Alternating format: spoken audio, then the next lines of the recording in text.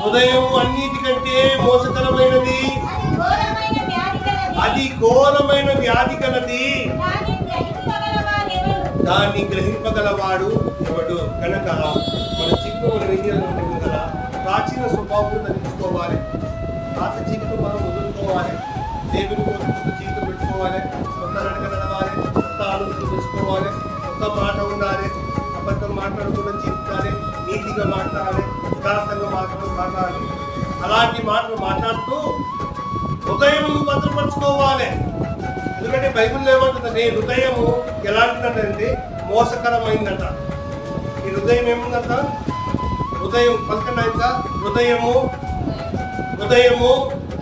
మోసకరమైనది, ఇది ఘోర వ్యాధి కలది. ఇది మోసకరమైన హృదయము